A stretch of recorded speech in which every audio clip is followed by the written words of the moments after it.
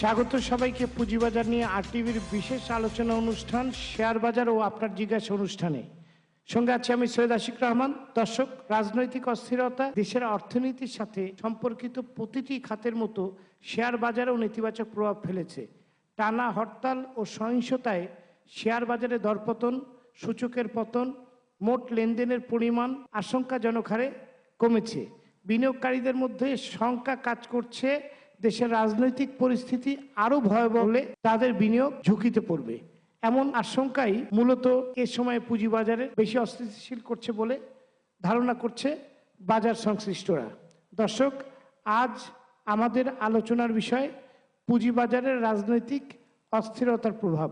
আর এই নিয়ে আলোচনা এবং শেয়ার বাজার নিয়ে আপনাদের প্রশ্নের উত্তর দিতে আজ আমাদের প্যানেলে আছেন সরকার দলীয় সংসদ সদস্য নাসিমুল আলম চৌধুরী এমপি, আছেন বিএনপির চেয়ারপারসনের উপদেষ্টা শামসুজ্জামান দুদু, আছেন ঢাকা স্টক এক্সচেঞ্জের ভাইস প্রেসিডেন্ট আহমদ রশিদ লালী, আছেন চট্টগ্রাম স্টক এক্সচেঞ্জের ভাইস প্রেসিডেন্ট এম মহিউদ্দিন এবং আছেন ঢাকা বিশ্ববিদ্যালয়ের অধ্যাপক অর্থনীতিবিদ মোহাম্মদ মুজাহিদুল ইসলাম।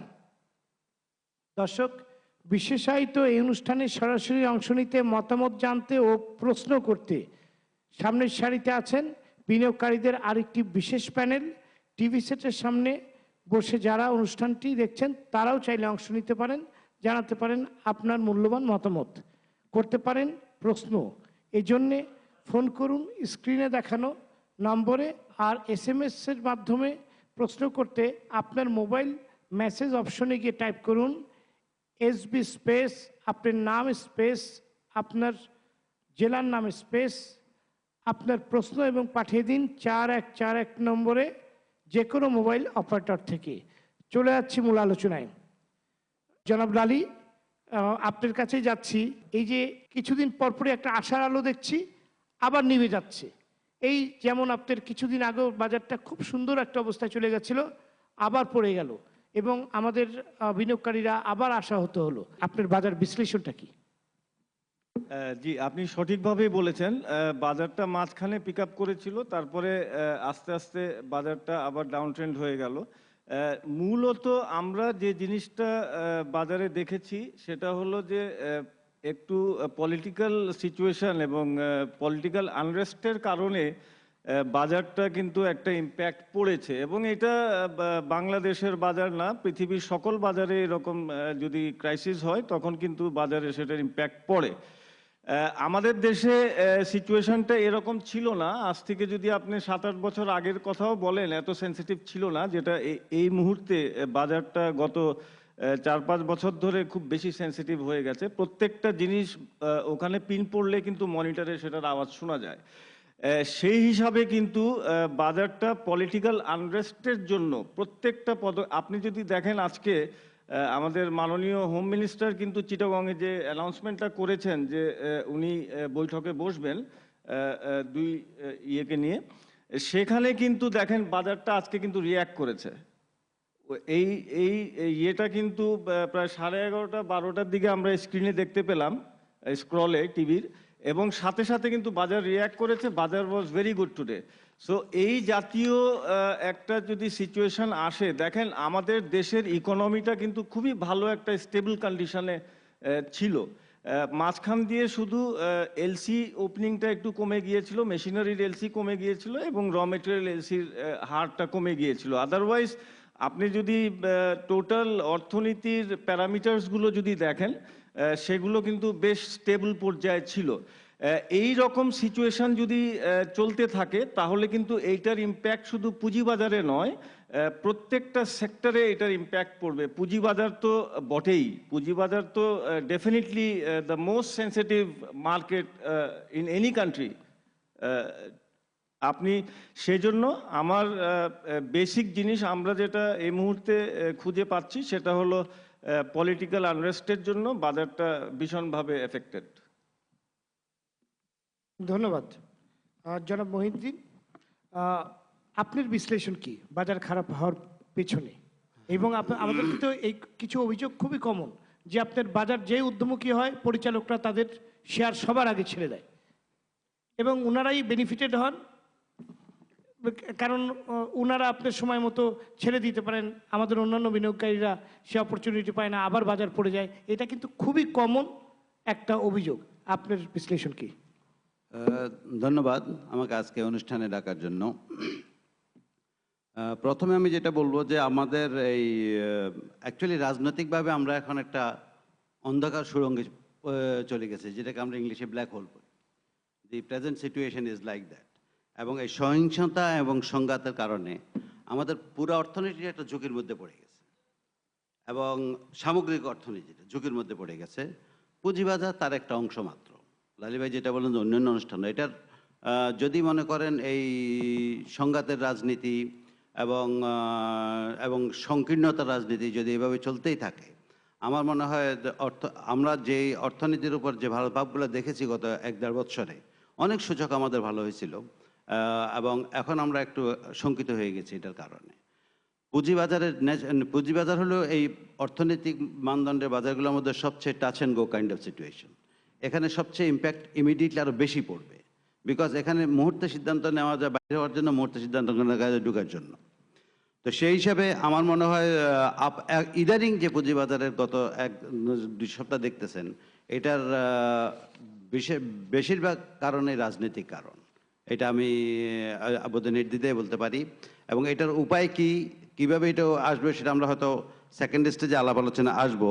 যদি এই ধরনের মনোভাব নিয়ে দুই দলে দুইভাবে চলে, তাহলে এটা সুরাহা কোথায় হবে তাও আমরা জানি না। আমাদের কথা মনে করতে হবে ফাইনালি হিস্ট্রি রিপিটস ইটসেলফ, এই ধরনের আর কি। 23 বছরের রাজনীতিতে আমরা অ্যাকচুয়ালি গঠনমূলক কোনো উন্নয়ন তো দেখতে পাচ্ছি না, যেটার জন্য আমরা প্রত্যাশায় ছিলাম। আপনার একটা স্পেসিফিক কোয়েশ্চেন, যেখানে যে আপনার স্পন্সররা সুযোগ পেলেই বিক্রি করে দেয়, এটা আমরাও বলি, আমরা শুনি, আমরা কোনো সময় দেখি, কোনো সময় দেখি না। বাট কথা হলো, আপনার স্পন্সরদের যখন শেয়ার বিক্রির লক ইন পিরিয়ড চলে যায়, তারপরে তারা অলমোস্ট সাধারণ হোল্ডারের মতো হয়ে যান। এখন সবাই তো লাভ ক্ষতি দেখে, এখন সিচুয়েশন দেখে, এবং আপনার স্পন্সরদের কাছে হোল্ডিংও বেশি থাকে জেনারেলি।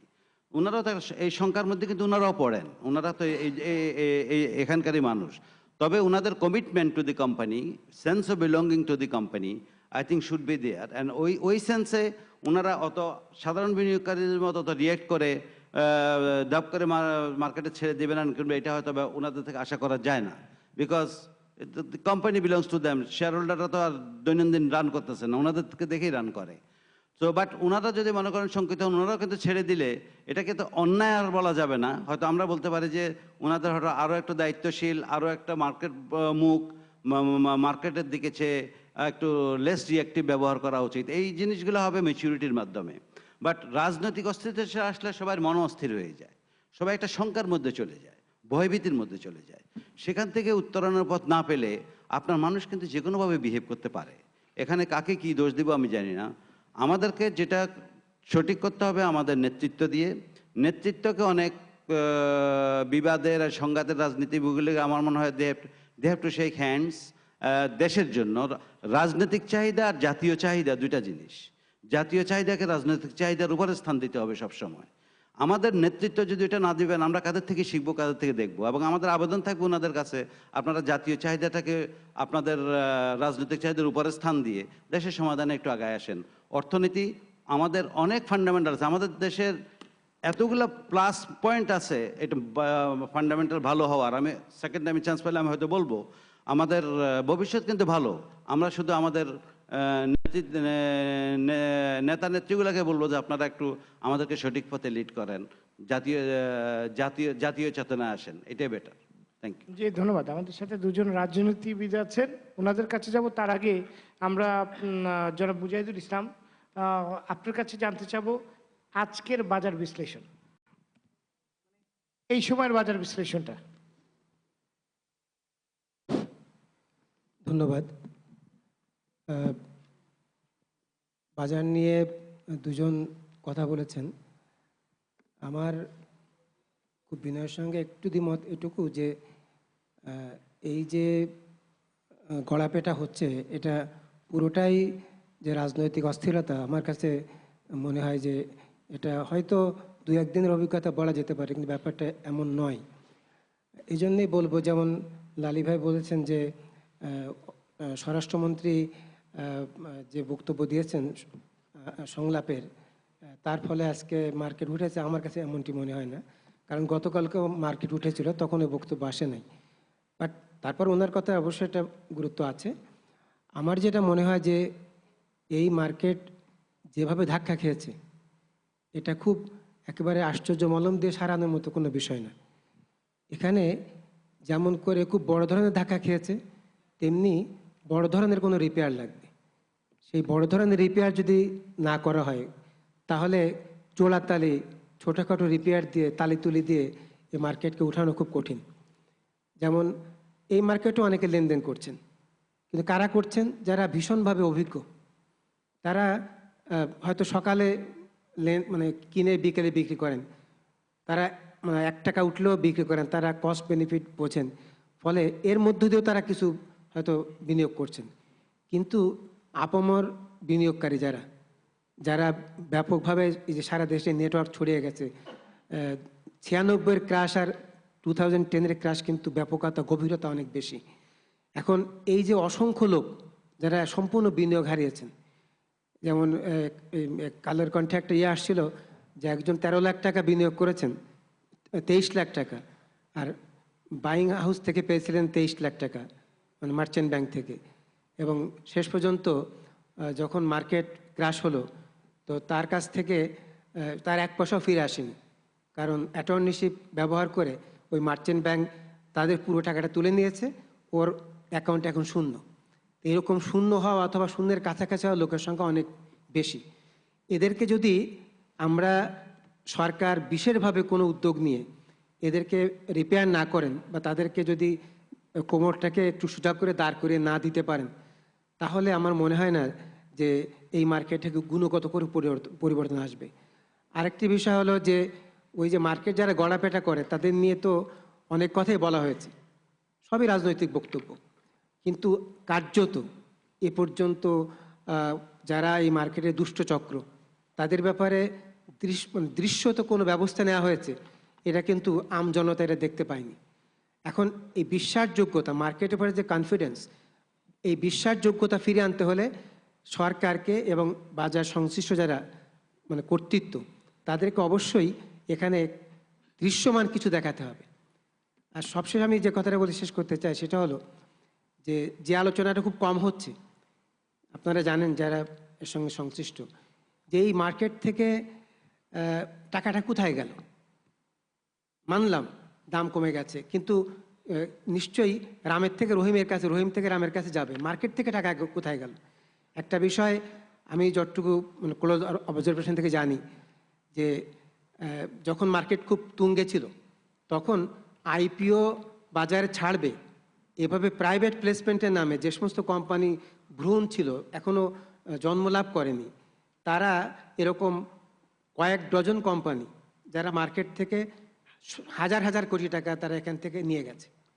এবং আমি নিজেও একটা ব্যাপারে ভিক্টিমাইজড, কিন্তু ব্যাপারটা এরকমই যে এই টাকাগুলা হয়তো বিভিন্ন হাউস থেকে এজেন্টের মাধ্যমে তারা নিয়ে এসছে, কিন্তু তারা এখন এই গত 3-4 বছর হয়ে গেল বাজারে শেয়ারও ছাড়ছে না, আবার এই টাকাটাও ফেরত দিচ্ছে না। এবং এই ব্যাপারে যতটুকু সম্ভব যোগাযোগ করে দেখা গেছে যে খুব এগুলো পত্রপত্রিকা লেখালেখি হয়েছে, কোন কোন কোম্পানি কত পরিমাণ টাকা মেরেছে সব কিছুই বলা হয়েছে, কিন্তু এ ব্যাপারে এসএসসি অথবা বাজারে যারা কর্তৃত্ব করেন তারা কিন্তু কোনো ব্যবস্থা গ্রহণ করেননি। এই যে যারা পোটেনশিয়াল ইনভেস্টর, তাদের যে বিশাল একটা টাকা যে এই যে অনেকটা মানে ধান্দাবাজদের হাতে চলে গেল, তারা না পাচ্ছে শেয়ার আর না পাচ্ছে তাদের টাকা ফেরত। এবং ওই সময় যেমন আজকে সেই শেয়ারটা হয়তো 20 টাকাও বিক্রি হবে না। আমি জানি যে সমস্যাটা কোথায় হয়েছে, যে তারা তখন হয়তো 110 টাকার শেয়ার 100-150 টাকায় তারা হয়তো আইপিও অফার করেছেন। আজকে সেই শেয়ার বাজারে ছাড়তে গেলে হয়তো 20 টাকাও পাবেন না, কারণ এখন এসিসি কঠোর অবস্থানে গেছে। কাজেই তারা শেয়ারও ছাড়তে পারছেন না, টাকাও দিচ্ছেন না। এই ফয়সালা কোথায় হবে, কোথায় গেলে এই বিনিয়োগকারীরা তাদের টাকাটা ফেরত পাবেন, তাও তারা জানেন না। তাহলে যদি এই টাকাটা তাদের হাতে তুলে না দেওয়া যায়, এটা তো একটা রীতিমতো ব্ল্যাকমেল, তাহলে তারা নতুন করে আর কোথা থেকে বিনিয়োগ করবেন। আমি মনে করি যে এই বিগ পুশ, আমি বলছিলাম এই বিগ পুশ ছাড়া মার্কেটে ঠিক রাজনৈতিক অবস্থা একটু ভালো হলে যে মার্কেট খুব আগের অবস্থায় চলে আসবে, আমার কাছে এটা মনে হয় না। Thank you. আমরা অডিয়েন্স থেকে একটি প্রশ্ন নেব, তারপর আপনার কাছে আসবো, কারণ ওনার অনেকগুলো বক্তব্য যেটা আপনার কাছেই উত্তর আর থাকবে আর কি। আমি আপনার কাছে যাব। অডিয়েন্স থেকে প্লিজ খুব সংক্ষিপ্ত করবেন, আমাদের একটা বিরক্তি দিয়ে যেতে হবে। আসলে আজকের রাজনৈতিক অস্থিতিশীল, এটা আমরা বিগত 1 মাস ধরে দেখে আসতেছি। এই রাজনৈতিক অস্থিতিশীলই কিন্তু দায়ী না, আমাদের পুঁজিবাজারের দায়ে। আমাদের পুঁজিবাজারের দুইটা প্রতিষ্ঠান গার্জিয়ান, একটা হলো সিকিউরিটি এক্সচেঞ্জ, একটা হলো ডিএসসি। তা সিকিউরিটি এক্সচেঞ্জ এবং ডিএসসির কিছু আত্মঘাতী আইন কানুনের কারণে নতুন করে অনেক বিনিয়োগকারী সর্বশান্ত হয়ে গেছে। কেমন? একটা কোম্পানির ফেস ভ্যালু যদি 10 টাকা হয়, প্রিমিয়াম 12 টাকা, 22 টাকা শেয়ার আমরা 80 টাকা দেখতেছি, অথচ তার শেয়ারের প্রাইস 22 টাকা ভ্যালু না। তারপরেও আমরা এই শেয়ারটা কেন, কিছুদিন আগে এই কোম্পানিগুলির নিয়ম ছিল কি যে এগুলির নতুন শেয়ার আসলে মিনিমাম 1 মাস আগে লোন দেওয়া যাবে না। এখন ডিএসসি এবং সিকিউরিটি এক্সচেঞ্জের এখানে কি সার্থকতা আছে যে বর্তমান কোনো শেয়ার আসা মাত্রই 1:1 লোন? তো এইখানে আসলে ডিসি কত পার্সেন্ট সার্থকতা, সিকিউরিটি এক্সচেঞ্জের কর্তৃপক্ষ কত পার্সেন্ট সার্থকতা? এই যে বিনিয়োগকারীরা 22 টাকা শেয়ার 80 টাকা যাচ্ছে, 80 টাকা থেকে আবার 30 টাকা চলে আসতেছে, এই যে ক্ষতিগ্রস্ত হচ্ছে, এটা লাইবিলিটিস কে নেবে? আমার এটাই প্রশ্ন। আপনার প্রশ্নটির উত্তর আমরা জানবো, তার আগে নিয়ে নিচ্ছি ছোট্ট একটি বিরতি। দর্শক, শেয়ার বাজার ও আপনার জিজ্ঞাসা অনুষ্ঠানে এই মুহূর্তে নিচ্ছি ছোট্ট একটি বিরতি। ফিরছি কিছুক্ষণের মধ্যেই, ততক্ষণ আমাদের সাথে থাকুন।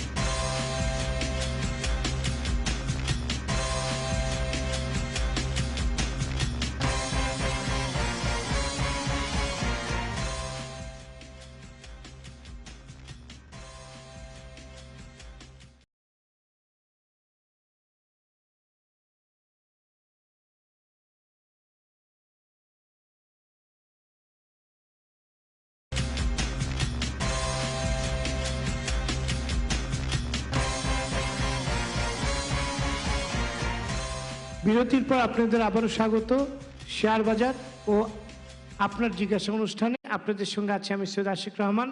আমরা আলোচনা করছি পুঁজিবাজারে রাজনৈতিক অস্থিরতার প্রভাব, এই বিষয়টি নিয়ে। জনাব লালী, বিরতির পূর্বে জনাব টিটো, ওনার কিছু প্রশ্ন ছিল এবং আপনি আরো কিছু বলছিলেন, যদি সংক্ষিপ্ত আকারে আমাদেরকে বলুন। যে আমি বুলেট পয়েন্টে বলবো, টিটুর প্রশ্নের পরে আসি। আমি স্যারের দুটা কথা বিনয়ের সাথে একটু বলি। সেটা হলো যে থিওরিটিক্যালি এবং প্র্যাকটিক্যালি পৃথিবীর যে কোনো পুঁজি বাজারে এরকম যদি একটা সিচুয়েশন অ্যারাইজ করে দেশে, তাহলে কিন্তু ইনভেস্টররা সাই হয়ে যায়। এবং আমরা প্র্যাকটিক্যালি দেখছি, জানছি, বুঝছি যে যত হাই নেটওয়ার্থ ইন্ডিভিজুয়ালস যারা এই বাজারে এসছিলেন 1 মাস আগে, 1.5 মাস, উনারা সাইডলাইনে পর্যবেক্ষণে চলে গেছেন। So this is a practical thing, I am telling you, also theoretical. এগুলো কিন্তু আপনার জানা উচিত, যেহেতু আপনি স্যার। প্লেসমেন্টের ব্যাপারে কিন্তু কোনো হাউস জড়িত না। প্লেসমেন্টের ব্যাপারে সেই সকল কোম্পানি কাকে নিয়োগ করেছে এজেন্ট হিসাবে, কে এজেন্সির কাজ করছে, বাট কোনো ব্রোকারেজ হাউস, আমি আপনাকে আজকে জাতীয় টিভিতে আমি বলে যাচ্ছি, কোনো ব্রোকারেজ হাউস এটার সাথে সংশ্লিষ্ট ছিল না। টিটুর প্রশ্নে আসি। ডিএসসি কিংবা সিএসসি কোনোভাবেই কোনো দিন কোনো রকমে আইপিও অ্যাপ্রুভালের সাথে ইনভলভ না, থাকে না। Approval is made by the securities and exchange commission. IPO কি হবে, কি দিবে, এগুলো নিয়ে কোনো স্টক এক্সচেঞ্জ, 2টা স্টক এক্সচেঞ্জই প্ল্যাটফর্ম, ট্রেডিং প্ল্যাটফর্ম, সেখানে ট্রেড করার জন্য একটা প্ল্যাটফর্ম, সবাই এসে ট্রেড করে। 1, 2 এসিসি কিংবা ডিএসসি কোনো সময় প্রাইসিং নিয়ে, আইপিওর প্রাইস কি হবে, 10 টাকার শেয়ার 12 টাকা হবে না 100 টাকা হবে, সেই প্রাইস নিয়ে কোনো দিন এসিসিও না, ডিএসসি সিএসসিও না, কোনো দিন প্রাইস সম্বন্ধে, প্রাইস ফিক্সেশনের ব্যাপারে কোনো দিন দে আর নট ইনভলভড। এসিসিও না, স্টক এক্সচেঞ্জগুলোও না। সো কাজেই আপনাকে এটা খুব ক্লিয়ারলি বুঝতে হবে যে প্রাইসিং অ্যান্ড অ্যাপ্রুভাল এইগুলো নিয়ে স্টক এক্সচেঞ্জের কোনোভাবেই সংশ্লিষ্টতা নাই। দ্বিতীয় প্রশ্ন ছিল, এসিসি পলিসি করে দিয়েছে এসিসি কিন্তু বলে দেয় নাই যে আপনি গিয়ে লোন নেন এবং আপনি লোন দেন, দিতে হবে। This is a policy matter. SEC একটা পলিসি করে দিয়েছে, সেই পলিসি হিসাবে যারা মার্জিন লোন দেয় উনারা সিদ্ধান্ত নেবেন যে আমি দেব কি দেব না। যারা মার্জিন লোন নেন উনারা সিদ্ধান্ত নেবেন যে আমি এই একটা আনটেস্টেড একটা স্ক্রিপ্ট, যেটা টেস্টেড না, যে সম্বন্ধে আমরা কিছু জানি না, যেটা ডিভিডেন্ড হিস্ট্রি আমরা জানি না, যেগুলো স্পন্সর হিস্ট্রি আমরা জানি না, সেখানে আমরা যাব কি যাব না, সেইটা কিন্তু একজন ইন্ডিভিজুয়ালের ব্যক্তিগত সিদ্ধান্ত। এসিসি বলে দেয় নাই যে এটা নিতে হবে আর দিতে হবে। So this is the policy matter. এটা যে দিবে যে নিবে ওনারা উভয় চিন্তা ভাবনা করে নিতে হবে। সেখানে কিন্তু কোনো রকমের কোনো দুশ্চিন্তার কোনো কারণ নাই। এটা কোনো কিছু চিন্তা করে করা হয় জি, না। লালি ভাই, বাজারের লিকুইডিটি বাড়াবার জন্য হয়তো এসিসি এটা সিদ্ধান্ত নিয়েছে এবং ইট ইজ দেয়ার পলিসি। জি লালি ভাই, আপনার কাছে আবার আসবো। ধন্যবাদ জনাব শামসুজ্জামান দুদু। বাজার বিশ্লেষকেরা বলছেন যে রাজনৈতিক অস্থিরতা আপনার শেয়ার বাজারকে আবারও অস্থির করে তুলেছে এবং শেয়ার বাজারে একটি বড় ধরনের ক্ষতি আসতে পারে, তথা আমাদের অর্থনীতিতে অনেক বড় বিপর্যয় ডেকে আনতে পারে। এই ক্ষেত্রে কি আপনাদের রাজনীতিবিদদের কোনো দায়িত্ব নাই, কিংবা আপনাদের কোনো ভূমিকা রাখার সুযোগ নাই? জি, ধন্যবাদ জনাব সৈয়দ আশিকুর রহমান সাহেব, আপনাকে শুভেচ্ছা। আর আমার সতীর্থ বন্ধুরা, শ্রদ্ধা এবং ভালোবাসা। আমার আলোচনার আগে এখানে বিশেষজ্ঞ পর্যায়ে এবং যারা অংশগ্রহণকারী শেয়ার মার্কেটে তারা বলেছেন, আমি আজকে আপনাদের অনুষ্ঠানে এসে খুব উপকৃত হলাম যে আপনাদের সঙ্গে সরাসরি একই টেবিলে বসে আলোচনা করতে পারলাম। এই জন্য পূর্ণবার আপনাদের শ্রদ্ধা ভালোবাসা। এখানে আমাদের মুজাহিদুল সাহেব একটা কথা বলেছেন যে পুরো রাজনৈতিক ব্যাপারটাই শুধু দায়ী, এমন না, এর অন্যান্য ঘটনাগুলো আছে। আর এই শেয়ার মার্কেটের চলমান যে পরিস্থিতি, তার আগের কিছু ঘটনা আছে। আজকের পুঁজির, আমরা রাজনীতি ভাষায় বলি যে লুটপাট হয়ে যাওয়া, গায়েব হয়ে যাওয়া, তার দৃশ্যমান শাস্তির ব্যবস্থাটা কি, আইনি ব্যবস্থাটা কি, দৃশ্যমান শব্দটি তিনি ব্যবহার করেছেন, এটা খুব অত্যন্ত উপযুক্ত। আমার কাছে যেটা মনে হয়েছে, যদি আমি আলোচনা করি, আমি যতটুকু জানি, আমি নিজে সরাসরি এই শেয়ার মার্কেটের সঙ্গে যুক্ত না, রাজনৈতিক কারণে নানানভাবে বন্ধু বান্ধবরা আছেন বিভিন্নভাবে, তাদের মধ্য দিয়ে যতটা জানি, সেটা একটা ঘটনা আছে যে বর্তমান সরকার ক্ষমতায় আসার পরে সবথেকে আলোচিত বিষয়টি হচ্ছে ৩৩ লক্ষ বিনিয়োগকারী ক্ষতিগ্রস্ত হয়েছে। এটা বেশ কয়েক বছরের আগের ঘটনা। তখন কিন্তু সরকারের একক নিয়ন্ত্রণে পুরো দেশটি ছিল, বাজার ছিল, রাজনীতি ছিল। মানে এই সময় যে অস্থিরতাগুলো থাকার কথা সেটা ছিল না।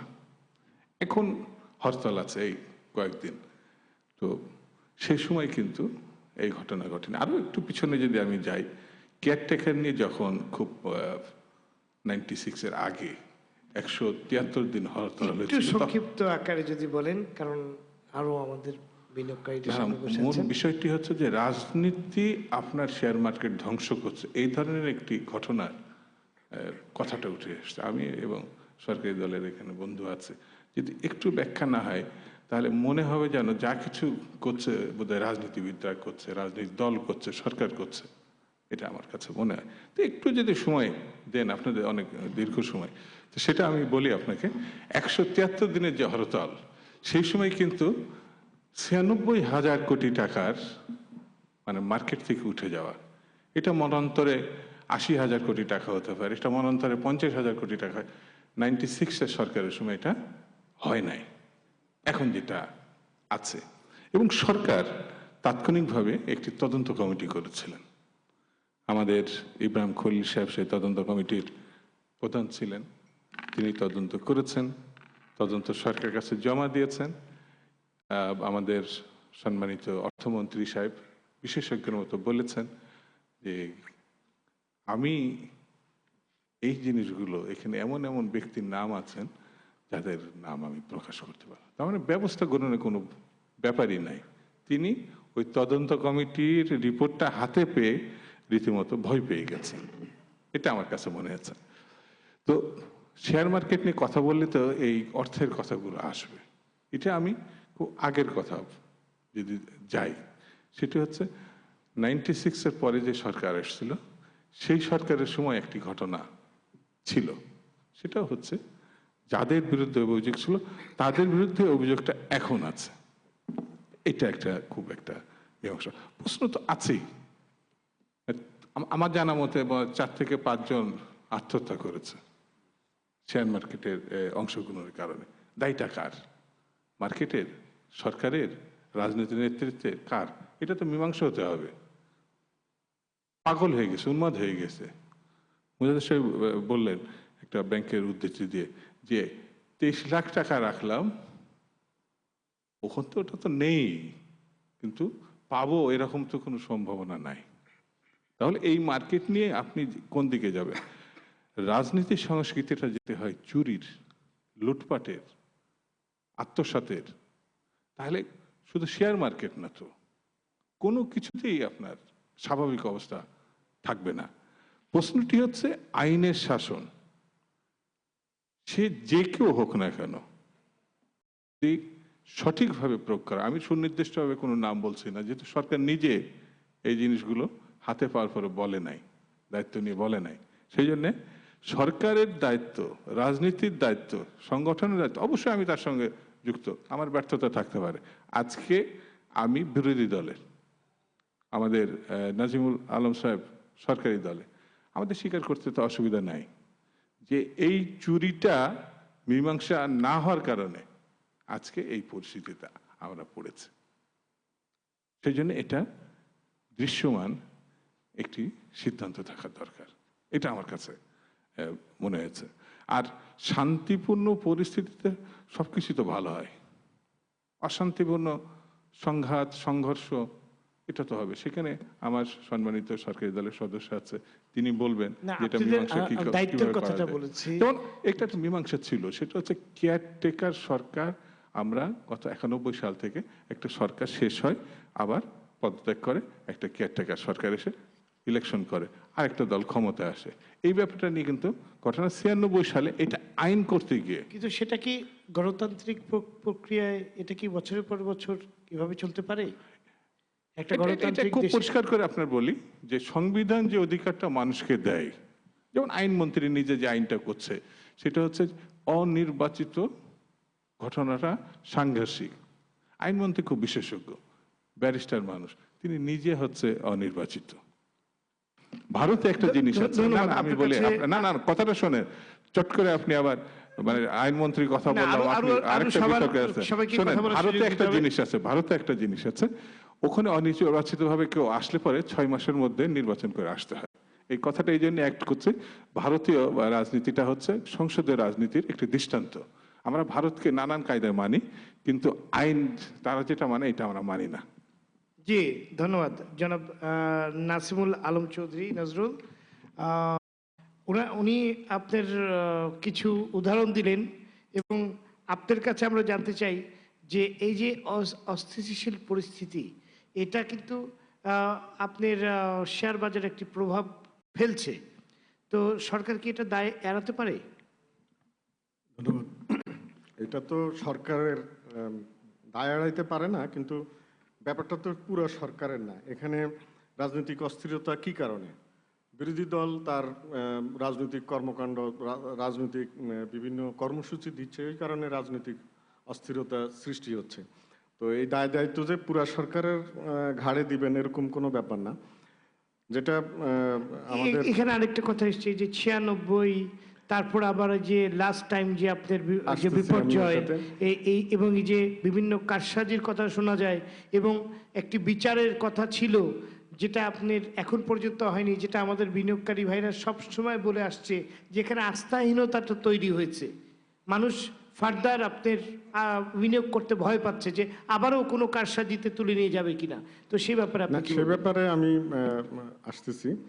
প্রথম জিনিস হলো শেয়ার মার্কেটের নিজস্ব একটা রেগুলেটরি বডি আছে, তার উপরে সরকার এটা ওয়াচডগ হিসাবে কাজ করে। এখন যারা এই যে আমাদের লালি ভাই আছেন, মহিউদ্দিন ভাই আছেন, ওনারা এই উনি নিজেও রেগুলেটরি বডিটির সাথে সংশ্লিষ্ট ছিলেন। তো মার্কেটটা ওপেন, এখানে যে কেউ আসতেছে, সে বিনিয়োগ করতেছে। একজন বিনিয়োগকারী তখন বিনিয়োগ করে যখন সে দেখে যে এখান থেকে সে কিছু প্রফিট নিতে পারবে। এখন আমাদের শেয়ার মার্কেটের সিস্টেমটা হয়ে গেছে ডিফারেন্স। আমরা মনে করি যে শেয়ার মার্কেটটা এমন একটা জায়গা যেখানে আজকে আমি 10 টাকা বিনিয়োগ করলে এটা 2 মাস, 3 মাস, 5 মাস বা 6 মাস, 1 বছরের ভিতরে অনেক বেশি প্রফিট আমি নিয়ে আসতে পারবো।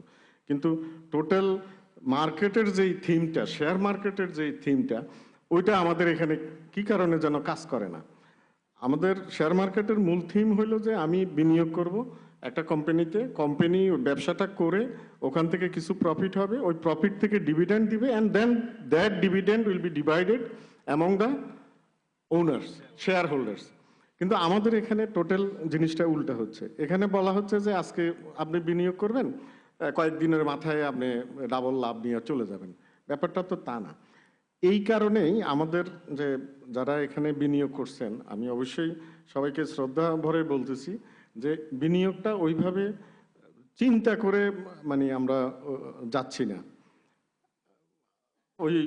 ওই থিঙ্কিংটা আমার নাই যে আমি 10 টাকার একটা শেয়ার ভ্যালু, এটা যদি প্রফিট করে কত করবে, আমি কেন এটাকে 30 টাকা, 40 টাকা, 50 টাকা বা 100 টাকায় কিনবো। আমাদের ওই জায়গাটাতে আমাদের একটা মানে বিনিয়োগকারীদের বলবো যে একটা চিন্তা আরো একটু ভালোভাবে করা উচিত আর কি। আর যেটা বললেন যে 96 এবং 2010 সালে আপনার মার্কেট উঠছে এবং পরে ধস নামছে। মার্কেটের ধসের পরে কিন্তু সরকার একটা তদন্ত কমিটি করছে এবং তদন্ত কমিটির রিপোর্টও দেওয়া হয়েছে। অর্থমন্ত্রী যেটা বলছেন উনি হয়তো তখন বলে ফেলছেন, but at the end of the day আমরা কিন্তু এটার সবাইকে ওই রিপোর্টের ভিত্তিতে সবাইকে আমরা বিচারের মধ্যে আনার চেষ্টা করছি এবং অনেককেই কিন্তু এটা করা হয়েছে। জি, জনাব মুজাহিদুল ইসলাম উনি মাথা নাড়াচ্ছেন, আপনি যদি পরিষ্কার করেন ব্যাপারটা। Thank you. না, এই যে বলছেন এমপি সাহেব যে বিচারের মধ্যে এনেছেন, আমরা তো বিচার দেখি নাই। একটা আমাদের দেশে তদন্ত কমিটি হচ্ছে সবচেয়ে নিরাপদ ব্যবস্থা। একটা ইস্যুকে বাইপাস করার জন্য সবচেয়ে নিরাপদ হলো তদন্ত কমিটি করা, আর রিপোর্টটা যত দেরিতে হবে তত আরও ভালো। আমরা সব জায়গায় এটা দেখি, এখানেও তাই হলো। এরকম একটা স্পর্শকাতর বিষয়, এবং ইব্রাহিম খালিদ সাহেব অত্যন্ত যোগ্য লোক এবং তিনি সরকারের বিরোধী না, সরকারের সমর্থক লোক। তো তিনি অত্যন্ত ঝুঁকি নিয়ে, এবং ঝুঁকি নিয়ে কী বিপদে পড়লেন যে তিনি এই রিপোর্ট কেন করলেন, তাকে উল্টে মামলায় ফেসে যেতে হলো। একটা ভালো কাজ করার জন্য তিনি কী রিওয়ার্ড পেলেন যে তাকে আবার মামলা ফেস করতে হলো। এবং এইখানে এমন কিছু লোকের নাম আসলো যে নামগুলো সাধারণত যা হয় যে যারা যে কোনো জায়গায় অঘটন ঘটায় তারা সবসময় সরকার দলের পক্ষ ফুটেই তারা আশ্রয় নেয়, এবং এখানে সেই নামগুলো আসলো। এবং এরকম একজন, আমি নাম বলতে চাই না, মানে ক্রীড়াঙ্গনের সঙ্গে জড়িত, তিনি টিভিতে প্রকাশ্যে বললেন, সেই শব্দগুলো আমার মনে আছে। তিনি বলছেন যে আমি বলি না আমি নির্দোষ, কিন্তু আপনারা প্রমাণ করেন। ঠিক এই বাক্যটাই তিনি বলছেন উদ্ধত্ত, যে আমি বলি না আমি নির্দোষ, আপনারা প্রমাণ করেন। তো এই কথা বলার পরেও তো প্রমাণ তো হয়েছে, এবং রিপোর্টটা যদি আপনারা এখানে লাইন বাই লাইন পড়েন দেখবেন সেখানে যথেষ্ট ইঙ্গিত দেওয়া হয়েছে এবং ধরিয়ে দেওয়া হয়েছে, কিন্তু সেই বিচারটা তো হয়নি। এখন এই মার্কেট থেকে যারা টাকা, এই আলোচনাও এসছে বিভিন্নভাবে যে যারা লাভ করেছেন, সেটা কোনো সংস্থা হোক, কোনো ব্যক্তি হোক, তাদের নৈতিক দায়িত্ব হচ্ছে এই ক্রাস্ট হয়ে যাওয়া মার্কেটটাকে আবার একটু জায়গায় তোলা। কারণ তারা এখান থেকে প্রচুর লাভ করেছেন, তারা কেন এখানে আবার মানে বাইব্যাক করবেন না, তারা কেন আবার ফিরে আসবেন না? লাভটা তুলে নিয়ে তারা যে পালিয়ে গেলেন, এখন সমস্ত হাড্ডি চুষবে কি এখন সাধারণ বিনিয়োগকারীরা? আমি মনে করি না যে এখানে কোনো বিচার হয়েছে, এবং আমার মনে হয় না কেউ বলবে বিচার হয়েছে। তাহলে বিনিয়োগকারীরা এই যে হাহুতাশ করে, তারা যে বিচার চায়, বিচার হয়ে গেলে তারা বিচার চায়। জি, আপনার কাছে আবার আসবো। আমাদের সাথে আপনার কি ফোন আছে? আমি একটু দর্শক, আপনার নামটি বলে আপনার প্রশ্নটি করুন। আমাদের সাথে কি ফোন আছে? হ্যালো জি দর্শক, হ্যালো, সালাম আলাইকুম। ওয়ালাইকুম সালাম। আপনার নাম বলে প্রশ্নটি করুন। জি, আমি টাঙ্গাইল থেকে আব্দুল আজিজ বলছি। জি, ওনারা বলতেছেন যে 10 টাকা শেয়ার 50 টাকা দিয়ে কিনবেন কেন, 10 টাকা শেয়ার 50 টাকা প্রিমিয়াম দিয়ে 60 টাকা হয়ে মার্কেটে আসে কেন? আর আমার আরেকটা প্রশ্ন আছে যে আমাদেরকে বলা হয় আমরা বেশি দাম দিয়ে শেয়ার কিনা ক্ষতিগ্রস্ত হয়েছি। ওনারা তো বাজারের ওই যে লালি সাহেবরা তো তখন ছিলেন, ওনারা 50 টাকা 10 টাকা শেয়ার টাকা হইতে দিলেন কেন? ধন্যবাদ। আপনার প্রশ্নটি বোঝা গেছে। লালি ভাই, আপনার কাছে সরাসরি প্রশ্নটা ছিল। জি, 10 টাকা শেয়ার 50 টাকা হলো, আপনারা তখন কি আমি করেছেন? আমি খুব বিনয়ের সাথে বলতে চাই যে আমি এর আগে কিন্তু এটার উত্তর দিয়েছি যে ঢাকা স্টক এক্সচেঞ্জ কিংবা চিটাগং স্টক এক্সচেঞ্জ প্রাইজিং নিয়ে কখনোই কিন্তু ওনাদের কাজ না। প্রাইজিং কিন্তু ওনারা সিসিও প্রাইসিং করে না। আমি সেজন্য বারবার যে কথাটা বলার চেষ্টা করি যে প্রাইসিং এর ব্যাপারে যে অ্যাকাউন্টেন্ট, সেই কোম্পানির অ্যাকাউন্টেন্টকে ডিউ ডিলিজেন্সে আনতে হবে, সেই ম্যানেজার টু দ্য ইস্যুকে ডিউ ডিলিজেন্সে আনতে হবে। উনারা প্রাইসিং করেন। আন্ডার রাইটারকে ডিউ ডিলিজেন্সের আন্ডারে আনতে হবে, অডিটরকে আনতে হবে। এই চার পক্ষকে যতক্ষণ পর্যন্ত না আন্ডার সিভিয়ার স্ক্যানার, একেবারে স্ক্যানিং করা দরকার এই চারজনকে, না করলে পরে, এবং সেখানে শাস্তির বিধান রাখতে হবে যে কার জন্য। বিকজ আজকে এসইসির কাছে যে সকল কাগজপত্রাদি যায় সেখানে কিন্তু ডিসক্লোজার বেসড অ্যাপ্রুভাল কিন্তু হয়। সো কাজেই এই চারজনের ডি ডিলিজেন্স করাটা খুব বেশি প্রয়োজন। ঢাকা স্টক এক্সচেঞ্জ কিংবা চিটাগং স্টক এক্সচেঞ্জ আইপিও অ্যাপ্রুভালের ম্যাটার অথবা প্রাইসিং এর ম্যাটারে কোনো অবস্থাতেই সংশ্লিষ্ট না। এই জন্য আপনাকে বিনয়ের সাথে বললাম। আরেকটা জিনিসও বলে যাই, সেটা হলো 2010 সালের কিন্তু জুন মাসে, মে মাসে কিন্তু আমরা বিভিন্নভাবে আমরা যারা মিডিয়াতে কথা বলি, আমরা সবসময় বলে আসছিলাম যে বাজারটা কিন্তু অনেকগুলো শেয়ার কিন্তু বেশি অতি মূল্যায়িত হয়ে গেছে, আপনারা খুব ফান্ডামেন্টালি চিন্তা ভাবনা করে কিনবেন।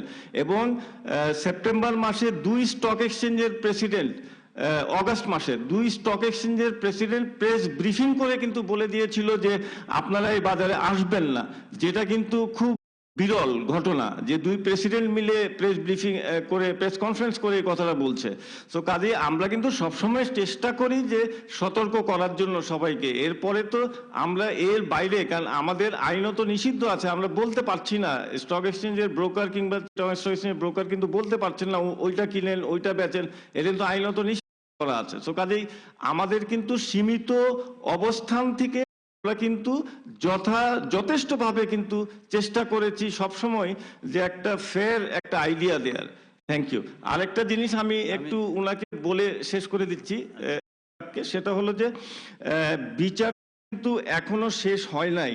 আপনারা যে বিচারের কথা বলছেন, বিচারটা কিন্তু এখনো চলমান। ইতিমধ্যে একজনের এগেইনস্টে ক্রিমিনাল কেস হয়েছে, একজনের হয়েছে, এবং সেখানে কিন্তু পুনঃতদন্ত, যেটা মাননীয় অর্থমন্ত্রী বলেছিলেন যে এই রিপোর্টটার উপরে, কারণ খালেদ ইব্রাহিম সাহেব যেটা করেছিলেন দুর্ভাগ্যবশত সে সবকিছুই বলছেন, কিন্তু ইভেনচুয়ালি কোন আইনের উল্লঙ্ঘন হয়েছে, কোন আইনটার দ্বারা ধরতে হবে, সেই জিনিসগুলো কিন্তু ক্লিয়ার করেন নাই। বিধায় সরকার তো এমনি whimsically কোনো সিদ্ধান্ত নিতে পারে না, একটা দায়িত্বশীল সিদ্ধান্ত নিতে হবে। সেই জন্য কিন্তু মাননীয় অর্থমন্ত্রী বলেছিলেন যে পুনঃতদন্ত করে এসইসি কে। কি এই ধরনের কোনো আইন ছিল? কোনটা? মানে উনি ওনার রিপোর্টে মোস্টলি ওনার রিপোর্টে আপনি পাবেন এরকম একটা আইনের ভিতরে থেকে নৈতিক ব্যাপারটা সামনে নিয়ে আসতে পারেন। উনি তো আইন আনতে পারবেন না, ওনার তদন্ত কাজটাই কিন্তু উল্টা দিক দিয়ে চালু হয়েছে। তদন্ত যেভাবে করতে হয় স্ক্রিপ্ট ধরে, সেইটা না করে উনি কিন্তু ব্যক্তিগত পর্যায়ে চলে গেছেন এভাবে করে কিন্তু আপনি। এবং ওনার রিপোর্টে দেখবেন বলেছেন, উনি হয়তো পড়েছেন যে এইটা কোন আইনের উল্লঙ্ঘন, ভিতরে থেকে অনৈতিকতা করেছে। তো আমি খুঁজে বের করতে হবে যে আমি কোন আইনের উল্লঙ্ঘন যাদের নাম ওখানে দিয়েছে। সো কাজেই মাননীয় অর্থমন্ত্রী বলেছেন পুনঃতদন্ত করার জন্য। আজ পর্যন্ত এখনো পরশুদিনও সেই পুনঃতদন্তের চিঠিপত্র এসছে, পুনঃতদন্ত হচ্ছে। সো এখানে চিন্তাগ্রস্ত হবার কোনো কারণ, রিপোর্টের উল্লেখ করছেন unfortunately that is not very good. আবারও বলছি, সবসময় বলছি, সো কাজেই পুনঃতদন্ত ছাড়া ও রিপোর্টের ভিত্তি করে কোনো সিদ্ধান্ত, কোনো অ্যাকশনে যেতে পারবে না। এইটা কিন্তু ধন্যবাদ। আমরা অডিয়েন্স থেকে প্রশ্ন নিব। জি, আপনি বলে প্লিজ। আমি জি, আপনার নাম বলে। ঠিক আছে ভাই। নাসিরউদ্দিন বাদল। প্রশ্ন হলো বেসিক্যালি যে সংসদ সদস্য নাজিমুল আলম চৌধুরী সাহেব এবং আহমদ রশিদ লালি ভাইয়ের কাছে আমার প্রশ্নটা হলো, যে রাজনৈতিক পরিস্থিতি, এই পরিস্থিতিতে পুঁজিবাজার খারাপ, এই রাজনৈতিক আমরা ইস্যু করছি। এই মুহূর্তে দেখেন গত 4টা আইপিও আসছে, কিন্তু রাজনৈতিকভাবে এটাকে, এই আইপিও গুলি যে আসছে রাজনৈতিকভাবে কিনা। আবার যেখানে দেশে একটা প্রমিজিং সেক্টর হলো শিপইয়ার্ড বা লাইট ইঞ্জিনিয়ারিং সেক্টর, এরকম একটা কোম্পানি হলো অ্যাপোলো ইস্পাত, যারা 10 টাকা ফেস ভ্যালু 12 টাকা প্রিমিয়াম সহ আইপিওতে আবেদন করে এবং গত 13ই ডিসেম্বর এসএসসি কর্তৃক অনুমোদন পায়। কিন্তু গত 7ই মার্চ মাননীয় অর্থমন্ত্রী অনৈতিকভাবে হস্তক্ষেপ করে এই আইপিও বন্ধ করে। আমরা যারা প্লেসমেন্ট হোল্ডার তাদের কি হবে বলেন? অথচ এই যে ওরিয়ন ফার্মা 50 টাকা, 10 টাকা ফেস ভ্যালু 50 টাকা, 60 টাকায় এই কোম্পানি পুঁজিবাজার থেকে টাকা তুলে নিল। সামিট পূর্বাঞ্চল 10 টাকা ফেস ভ্যালু 30 টাকা প্রিমিয়াম, 40 টাকা দিয়ে 120 কোটি টাকা তুলে নিল। আবার গোল্ডেন হারভেস্ট যারা সমুচা সিঙ্গারা বানায় তারা তুলে নিল হলো 67 কোটি টাকা। গ্লোবাল হেভি কেমিক্যাল তারা তুলে নিল 37 কোটি টাকা। এই যে এসএসসি রাজনৈতিক মুক্ত না, মাননীয় অর্থমন্ত্রী সে কিভাবে এখানে রাজনীতি হস্তক্ষেপ করে? এটা আমার প্রশ্ন হলো মাননীয় সংসদ সদস্যর কাছে। প্রশ্নটি বোঝা গেছে। সংসদ সদস্য মাননীয় নজরুল সাহেব, আপনি যদি উনার প্রশ্নের উত্তরগুলো দেন। উনি কিন্তু কয়েকটা জিনিস স্পেসিফিক করেছে। ফার্মা তুলে নিয়েছে টাকা উনি বলছেন, সামিট গ্রুপ তুলে নিয়েছে টাকা উনি বলছেন সামোসা সিঙ্গারা যারা বানায় গোল্ডেন হারভেস্ট তারাও কোটি কোটি নিয়ে চলে গেছেন। আপনি এটার উত্তরে কি বলবেন? আমি আসছি, এর আগে আমি জনাব মাজহারুল ইসলাম সাহেবের একটা কথা উত্তর দেই। সেটা হইলো, আপনি বলেন যে শেয়ার মার্কেট সরকারের লোকজন টাকা নিয়ে গেছে। শেয়ার মার্কেট তো সবাই, সরকারের লোক শুধু ওখানে ব্যবসা করে না। শেয়ার মার্কেটের সাথে যারা আপনারা বলতেছেন সংশ্লিষ্ট ছিল, এরা কোনো রাজনৈতিক দলের লোক না তো, এরা ব্যবসায়ী এবং সাথে সাথে হয়তো রাজনীতির সাথে সংশ্লিষ্ট, সবাই এক দলের না। আপনি বিভিন্ন জায়গায় তারপরে আপনি কিন্তু তো আপনি যেভাবে বলছেন মনে হচ্ছে সরকার বোধহয় এগুলি করছে, ব্যাপারটা তো ওরকম না। আমি টিটু সাহেব, বাদল সাহেবের কথা ধরে বলি।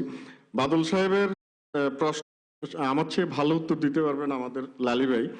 তবু আমি বলি যে আপনার অর্থমন্ত্রী যেটা বলছেন, আমি how far it is correct যে উনি এটাকে করছেন এবং উনি আবার এক্সিডাইট করছেন, হয়তো পত্রপত্রিকা দেখে আপনারা অনুমান করতেছেন। এগুলির মানে কতটুকু সত্যতা আছে এই নিয়ে কিন্তু আমরা ইয়ে করি না, মানে চিন্তা করি না। বা অনেক সময় শেয়ার মার্কেট অনেক গুজব কথাতেও মার্কেট ধস নামতেছে, আবার মার্কেট আপ হয়ে যাচ্ছে। আপনারা গত এক সপ্তাহে গুজব দেখেন, গতকালকে সিলেটে গুজব হইলো যে আপনার ওই বাচ্চাদের যে টিকা, ওই টিকা খেয়ে নাকি হাজার হাজার বাচ্চা মারা গেছে। তো গুজবে তো সারা অঞ্চল আপনার তোলপাড় হয়ে গেছে।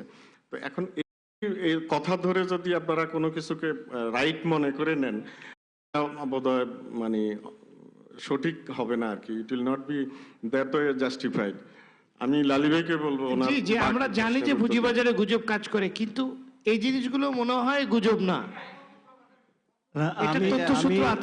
আমি যে কোম্পানিগুলো প্রসেসে আছে আসার, সেই কোম্পানিগুলো নিয়ে আলাপ করাটা এই ফোরামে বোধহয় জাস্টিফাইড না, সেজন্য আমি ওই আলোচনায় যাচ্ছি না। তবে যে কোম্পানিগুলো ইতিমধ্যে বাজারে চলে এসছে, যেগুলোর নাম আপনি বললেন, যে এই কোম্পানিগুলা মানে আশা কি কোনো বাইন্ডিংস আছে আমার জানা নাই। যে কোনো কোম্পানি পাবলিক লিমিটেড এবং জয়েন্ট রেজিস্টারে পাবলিক লিমিটেড এবং যে তো আসার জন্য যে ক্রাইটেরিয়াগুলো ফুলফিল করলে সেগুলো আসতে পারবে। সো কাজেই ওই চিন্তা করে বললে বোধহয় ঠিক হবে না যে সিঙ্গাড়া বানায় আর বানায়, এই কথাগুলো বোধহয় ঠিক না। যারা ক্রাইটেরিয়া ফুলফিল করে তারা সবাই কিন্তু আসার যোগ্য। আমি একটু বলি। এখানে না ধন্যবাদ জনাব মহিউদ্দিন জি। আমি কিছু পারসেপশন ইস্যু নিয়ে কথা বলবো রাদার। মুজাহিদুল ইসলাম সাহেব, আপনার প্রথমে আপনি যে উদাহরণটা দিলেন যে থেকে 23 লক্ষ টাকা নিয়ে এসে পরে আবার 23 লক্ষ নিয়ে সর্বশান্ত হয়ে গেছে। যে সর্বশান্ত হয়ে গেছে বেঁচে থাকবে সে মরণ, ডেফিনেটলি এই ব্যাপারে আপনার সাথে আমরা একমত, আমিও একমত, সবাই একমতই হবে। বাট এখানে যে প্রাসঙ্গিক যেটা আসবে, আমরা বারবার যেটা বলতেছি, ক্যাপিটাল মার্কেটটা যখন ইনভেস্টমেন্ট করবে এখানেও কিন্তু এটা তো ঝুঁকিপূর্ণ। প্রথম কথাটাই লাগে এটা কিন্তু ঝুঁকিপূর্ণ বিনিয়োগ, বিকজ এটা খুব ফ্লুইড কাইন্ড অফ ইনভেস্টমেন্ট। উনার যদি 23 লক্ষ টাকা সম্পদ ছিল, উনার তো আরো 23 টাকা লোন নিয়ে 46 লক্ষ টাকা করার দরকার ছিল না। উনি আর্থিকভাবে মারা গেছেন, আমরা খুবই, কারণ আমিও লুজার, সেটা অন্য কথা। হলো উনি যদি আজকে লক্ষ টাকার মধ্যে থাকতেন বা 23 লক্ষের অর্ধেক শেয়ার বাজারে আনতেন, তাহলে কিন্তু উনি আজকে এই হাউতাসটা করতেন না। উনি যখন 23 লক্ষ টাকা বিনিয়োগ করছেন কাকেও জিজ্ঞেস করেন নাই। যখন উনি লস করে শেষ হয়ে যাইতেছেন তখন সবাইকে দায়ী করতেছেন। তো উনি ওখানে গেছেন একটা ট্রেডিং মেন্টালিটি নিয়ে বেসিক্যালি। আর একটু আগে যে আরেকজনের কথা বলতেছেন যে ডিভিডেন্ড ক্যাপিটাল, লালিবে যেটা বলতেছেন ক্যাপিটাল মার্কেটে কেন আসা হবে, কারো খারাপ বা ভালোর জন্য না, মেন্টালিটিটা ট্রেডিং হবে না, ইনভেস্টমেন্ট হবে। এখানে মনে করেন আসলে ডিভিডেন্ড হবে, ডিভিডেন্ডের পরে কোনো সময় হয়তো বোনাস হবে বা রাইটস হবে, ডিভিডেন্ডটাই মেইন। এখানে আজকের বিনিয়োগ করে কালকে আপনি ক্যাপিটাল গেইন চান, এই যে ক্যাপিটাল গেইন, এটা একটা প্রতিযোগিতা, মেন্টাল প্রতিযোগিতা। এটা কিন্তু ভালো লক্ষণ না, বিনিয়োগকারীদের জন্য না, এটা ভালো লক্ষণ না। আপনি আরেকটা জিনিস বলছেন, আপনি নিজেও মনে করেন ক্ষতিগ্রস্ত, আপনার অনেকেই ক্ষতিগ্রস্ত হয়েছে, আপনার মতো আমাদের মতো অনেকেই, যেগুলো মনে করেন আপনি প্লেসমেন্ট ইস্যু নিয়ে বলছেন যে এখন এই কোম্পানিগুলো আসে নাই, কি হবে? এসইসি কে দায়ী করতেছেন, ডিএসসি কে দায়ী করতেছেন, সবাইকে দায়ী, সিএসসি কে দায়ী করতেছেন। এখানে যে প্লেসমেন্টগুলো মার্কেটে খেলা হয়েছে 2010 সালে, এখানে একটা জঘন্য খেলা হয়েছে, আমরা জানি। যে জঘন্যটা খেলা হয়েছে, যেটার জন্য মনে করেন অনেকে পানিশমেন্ট পাওয়া উচিত, এটার সুরাহা হওয়া উচিত। যে খেলাটা হয়েছে এটা রেগুলেটরি স্কোপের বাইরে হয়েছে। একটা কোম্পানি এসে আপনাকে বললো আমাকে এত টাকা দিয়ে দেন, আপনি টাকাটা দিয়ে দিয়েছেন, আপনি তখন রেগুলেটরের কাছে যান নাই, জিজ্ঞেস করেন না এটা সিচুয়েশনটা কি, এটা আইপিওতে আদৌ আসবে কি না, এটা প্রসপেক্টাস কি, এটা বেনিফিট কি দিবে। আপনি মনে করেন 100 টাকাটা বা 10 টাকা শেয়ার 80 টাকায় কিনে ফেলছেন, এখন আপনি শঙ্কিত এটা তো 20 টাকা আসলে আমাদের কি হবে। বাট এই শেয়ারটা হয়তো 20 টাকারই ছিল, আপনারা তখন একটা লোককে, যাদেরকে আপনারা বলতেছেন তাদেরকে বিশ্বাস করে নিয়েছেন বা অনেকে নিয়েছে। এটার জন্য আপনি কাকেও সিঙ্গুলারলি দায়ী করা মুশকিল। ওই আমাদের মাল্টি লেভেল কোম্পানির মতো ডেস্টিনিকে সবাই টাকা দিয়ে দিছে দেওয়ার সময়, গাছ হয়েছে কি না হয়েছে দেখে নাই, ট্রি দেখে। কিন্তু এখন যখন মরে গেছে পরবর্তী সবাই খালি সরকারকে দায়ী করতেছে। দেওয়ার সময় নেওয়ার সময় তো তারা কিছুই দেখে নাই সরকারের এখানে কি করণীয়, কি দিচ্ছে। আমাদের বিনিয়োগকারী, আমিও বিনিয়োগকারীদের একজন, আমাদের এখানে যে এটা আজকে টাকা দিলে কালকে এটা ডাবল হয়ে যাবে, এটা আজকে গাছ লাগালে কালকে ডাবল হয়ে যাবে, এটা ঠিক না। তো আমরা যে জিনিসটা আমরা নিজেদের বুদ্ধিতে করেছি, নিজেদের জ্ঞানে করেছি বা নিজেদের অজ্ঞানে করেছি, এটার জন্য স্বাভাবিকভাবে মানে ইজিলি অন্য একটা থার্ড পার্সনকে সবসময় দায়ী করা, মেন্টালিটি থেকে আমাদের কিন্তু বাইরে আসতে হবে। এবার এটা ঠিক না। আরেকটা জিনিস বলবে, একজন বিনিয়োগকারী বলছেন মার্জিন লোনের ব্যাপার, যে আগে মার্জিন লোন ছিল না, এখন মার্জিন আপনি বলেছেন। ডিএসসি এন্ড সিএসসি, আপনি ডিএসসি এবং ঢাকা স্টক এক্সচেঞ্জ এবং এসইসির কথা বলেছেন, বাট ডিএসসি কোনোদিন মার্জিন রোল করে না। এই যে আপনি এখানে দাঁড়িয়ে বললেন, সারা দাম বাংলাদেশের জনগণ শুনলো, মনে করলো যে ডিএসসি আইনটা করেছে। এই আইন ডিএসসি করে নাই। ডিএসসির আইন করার কোনো ক্ষমতা নাই, সিএসসির আইন করার কোনো ক্ষমতা নাই। আমরা যদি ট্রেডিং প্ল্যাটফর্ম দিই, আপনি যে ট্রেড করবেন ট্রেডটা ঠিক মতো না হচ্ছে কিনা ওইটা দেখার কাজ আমাদের। আমরা কোনো আইপিওর সাথে অ্যাপ্রুভাল দিই না, আমাদের অ্যাপ্রুভাল আমরা কমেন্ট দিলেও এসএসসি নেবে কি নেবে না আমরা জানি না। কিন্তু যেটা আপনি বললেন এটা সঠিক বলেন নাই, বিনিয়োগকারীরাও জানা উচিত, যারা শুনছে জানা উচিত, ডিএসসি মার্জিন রুলের কোনো রোল প্লে করে নাই এবং করতে পারে না। ধন্যবাদ জনাব মজিদুল ইসলাম।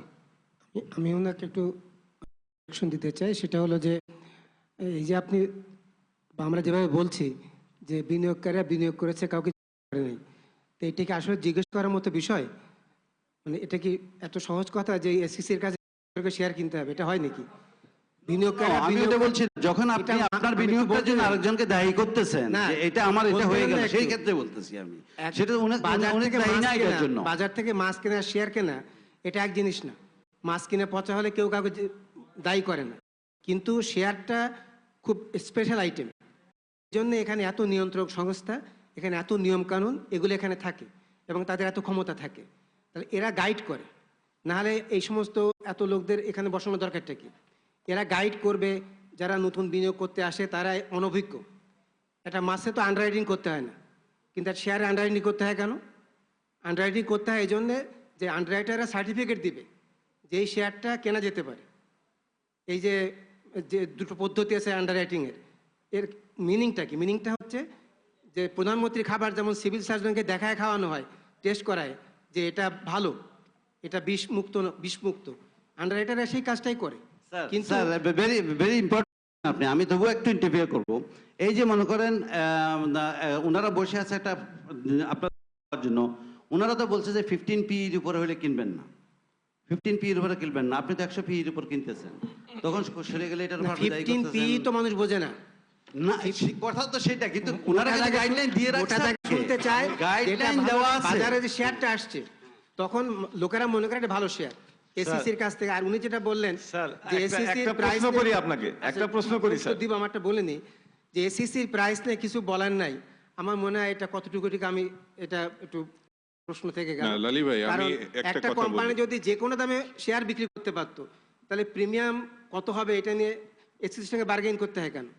একটা ইয়ের এই যে বলছে যে অডিট হয়ে আসে, সব কিছু হয়ে আসে, অ্যান্ড অডিটরদের নৈতিকতার ব্যাপারও আছে। কিন্তু এই দেশে অডিটের মাধ্যমে তো সব কোম্পানি আসে, কিন্তু অডিটের মধ্যেই তো ফাঁকফোকর তৈরি হয়। অডিটররা কতটা নৈতিকতা মেনটেন করে সেটাও আপনারা জানেন। তাহলে এসিসি অবশ্যই এটা নিয়ন্ত্রণ করবে যে একটা লোক যদি বলে আমি 10 টাকার শেয়ার আমি 100 টাকা বিক্রি, পারমিশন দিবে? অনেকেই তো অনেক দামে শেয়ার বিক্রি করতে চেয়েছে, তাদেরকে দেওয়া হচ্ছে না। তা আগে কেন দেওয়া হলো?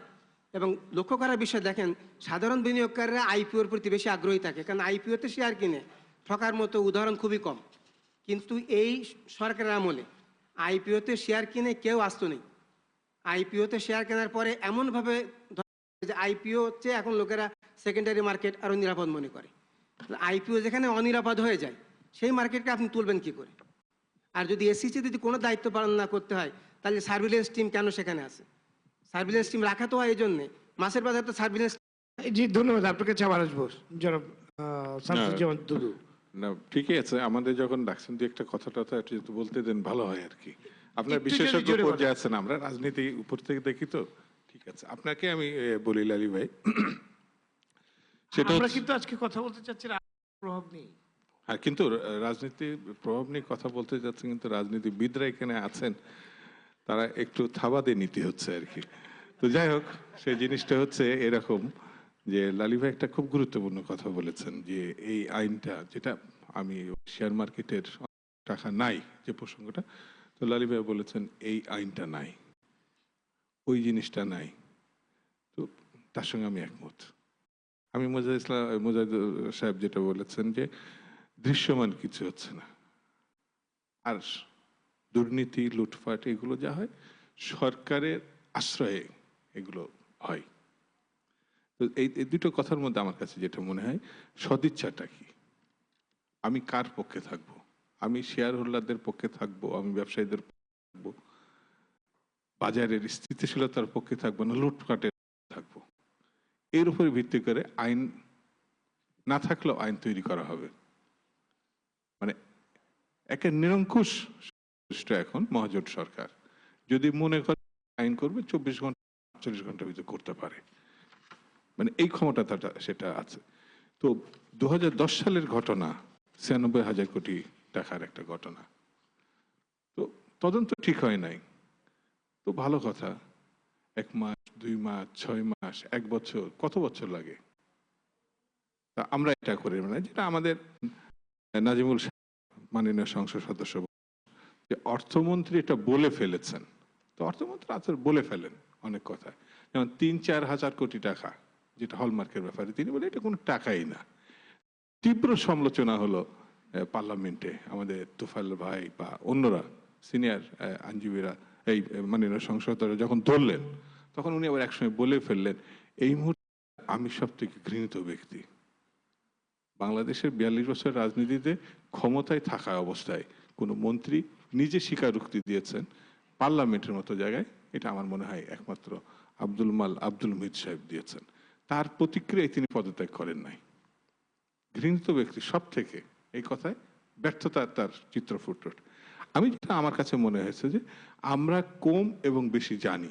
এখানে একটা কথা এসছে, কিন্তু শুধু সরকারি দল, মানে এই যে শেয়ার লুটপাটের যে কথাটা, তার মানে এখানে অন্যরাও আছে, শুধু সরকারি দল না। কথাটা কিন্তু এসছে যে যারা লুটপাট করে তারা সরকারের অবস্থানে আশ্রয় প্রশ্রয় করে।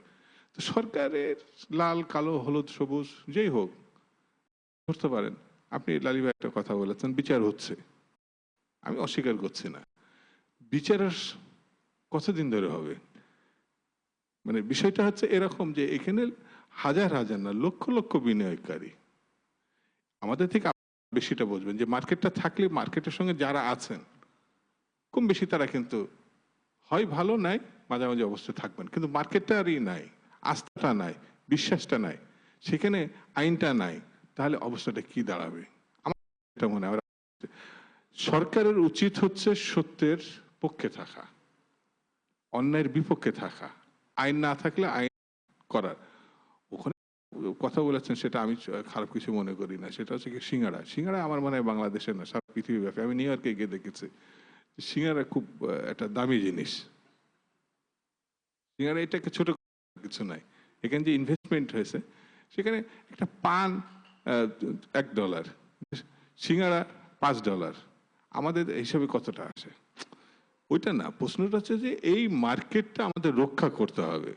সেই জন্য হতে পারে যে এখনকার সরকার ফেল করেছে, যেটা আমি বলি যারা সরকারে আছেন তারা অখুশি হবেন।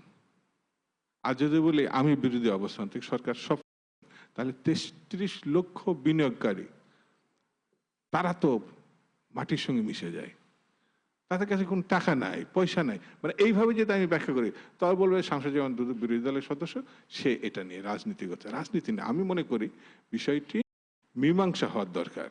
এই মার্কেটটা থাকতে হবে এবং সচল অবস্থায় থাকতে হবে এবং স্বাভাবিক অবস্থায়। সেটা কিভাবে সম্ভব, এটা মানে রাজনীতিবিদ, মার্কেটের সঙ্গে যারা সংশ্লিষ্ট সবাইকে মিলে একটা সিদ্ধান্তে পৌঁছাতে হবে। এটা হলো আমার বক্তব্য। ধন্যবাদ। আমরা অডিয়েন্স থেকে প্রশ্ন নিয়ে নেব। জি, আপনি নাম বলে প্রশ্নটি করুন। যে আমি মোহাম্মদ শাহাদাত।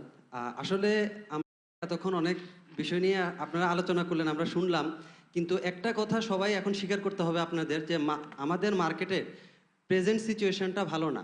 আর এর জন্য কোনো না কোনোভাবে, সব দায়ী না হলেও কোনো না কোনোভাবে রাজনৈতিক পরিস্থিতি অবশ্যই দায়ী। ব্যাংকার্স অ্যাসোসিয়েশন এবং যারা প্রাতিষ্ঠানিক বিনিয়োগকারী আছেন তারা কিন্তু স্বীকার করেছেন যে তারা বিনিয়োগে অনাগ্রহ প্রকাশ করেছেন এই কারণে যে পলিটিক্যাল সিচুয়েশন ভালো না। তো আসলে আপনারা কেউ কাউকে দোষ দিবেন না, বাট আমি আপনাদের কাছে জানতে চাচ্ছি যে বিশেষ করে দুইজন অভিভাবক আছেন আমাদের দুটি রাজনৈতিক দলের, আজকে একটি পার্টিকুলার ইস্যু নিয়ে গণজাগরণ মঞ্চ হচ্ছে, কোনো পার্টিকুলার ইস্যু নিয়ে লাগাতার হরতাল হচ্ছে, কিন্তু আমরা যারা আজকে বিনিয়োগকারীরা ক্ষতিগ্রস্ত তাদের জন্য আপনারা কি করেছেন? কেউ কাউকে দোষ না দিয়ে প্লিজ বলবেন যে আগামীতে আপনারা কি করবেন আমাদের জন্য। ধন্যবাদ। আপনার প্রশ্নটা বোঝা গেছে। জি নজরুল ভাই, আপনি যদি ওনার প্রশ্নের উত্তরটি দেন। ধন্যবাদ। এখানে আমি যেটা বলবো যে এইসব নিয়ম কানুনগুলি আমাদের মধ্যে ছিল না। সরকার যখন এটা ডিটেক্ট করতে পারলো যে কিছু কিছু আইনি জটিলতা আছে যেগুলি হয়তো আইনের মধ্যে নাই, ইথিক্যাল না, বাট এটার জন্য আইনও নাই, কিন্তু করা হয়েছে ইমিডিয়েটলি। এবং এই আইন করার পরে এই বিচার ব্যবস্থাও কিন্তু আরো অনেক শক্তভাবে ওদেরকে ধরার সুযোগ হয়েছে। সরকার যে করতেছে না তা না।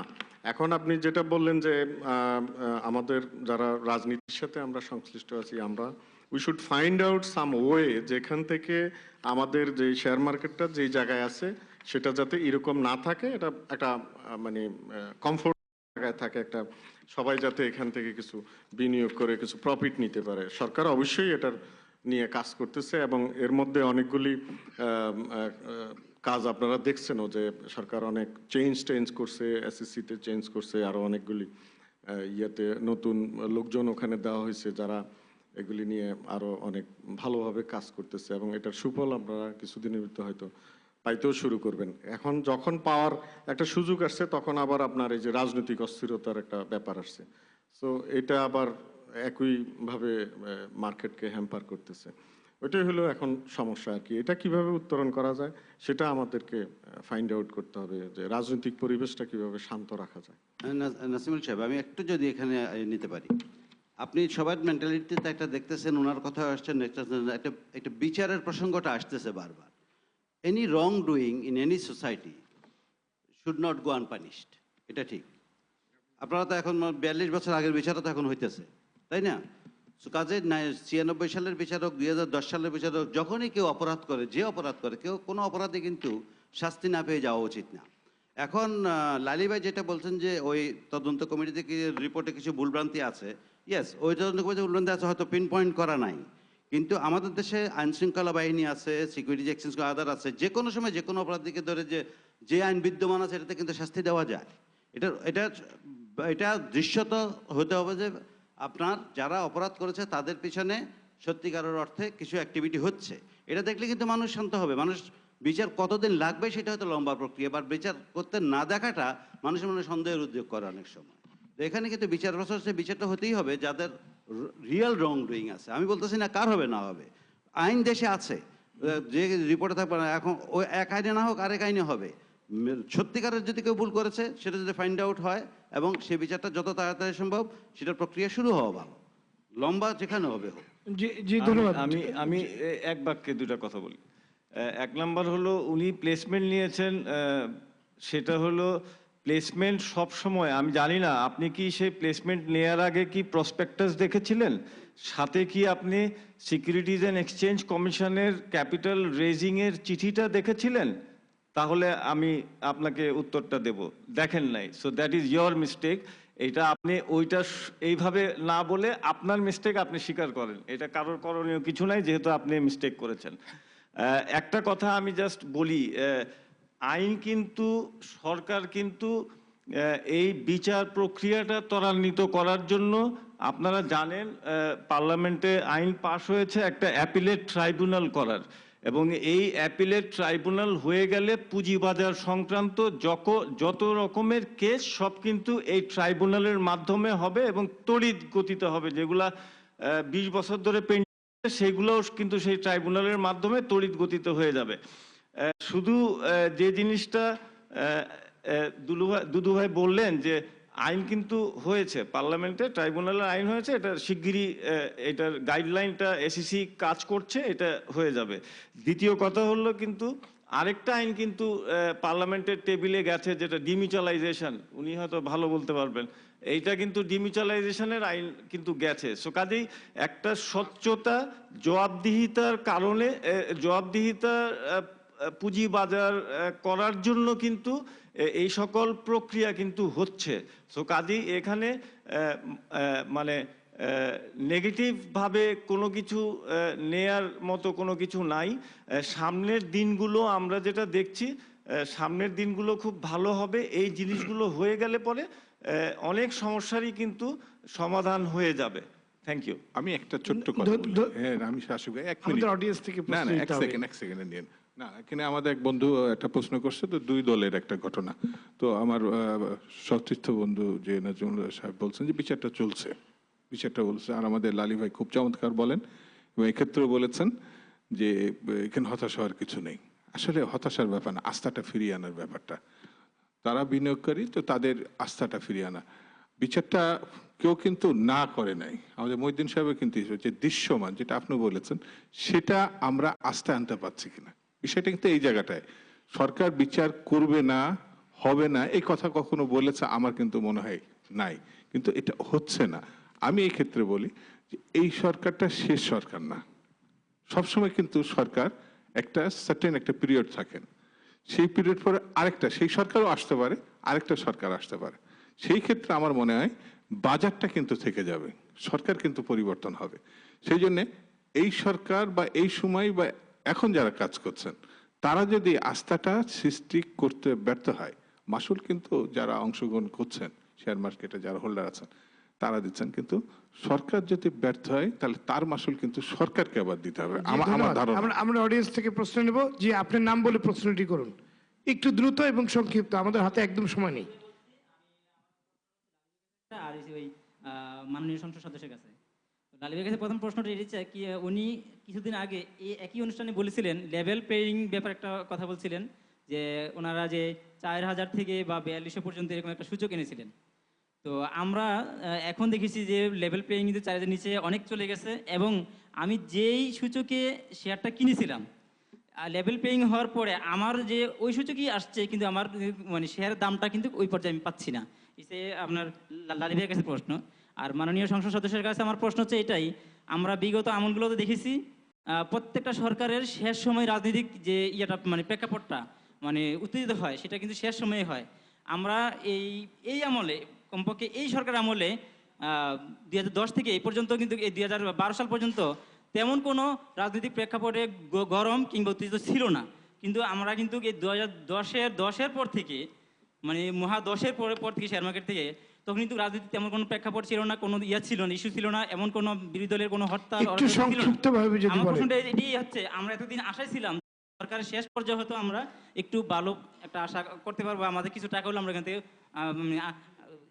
নিতে পারবো। কিন্তু এখন যেই পর্যায়ে সরকার কাছে শুনতেছি এবং বিরোধী দলের কাছে শুনতেছি, আমরা তো উত্তেজিত ছাড়া কিছু শুনতেছি না, তাহলে আমরা কি আশা করতে পারবো? জি, আপনার প্রশ্নটি বোঝা গেছে। আমরা আরেকটি প্রশ্ন নিয়ে নেব। জি জি, সংক্ষিপ্তভাবে যদি বলেন, আমাদের হাতে খুব কম সময়। জোরে জোরে বলুন।